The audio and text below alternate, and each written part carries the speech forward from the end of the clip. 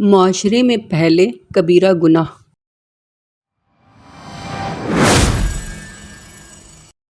لوگوں کو ہنسانے کے لیے جھوٹ بولنے والے کے لیے ہلاکت ہے۔ Woe to the one who tells a lie to make people laugh.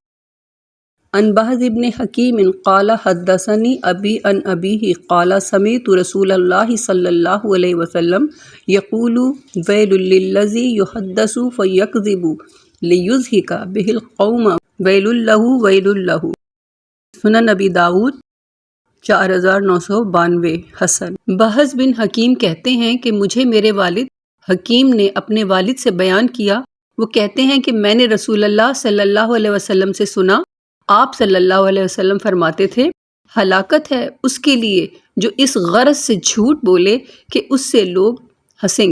ہلاکت ہے اس کے لیے، ہلاکت ہے اس کے لیے۔ Bahz bin Hakim narrated from his father Hakim, who narrated from his father that I heard the Messenger of Allah sallallahu alaihi wasallam say, woe to him who tells a lie in order to make people laugh at him.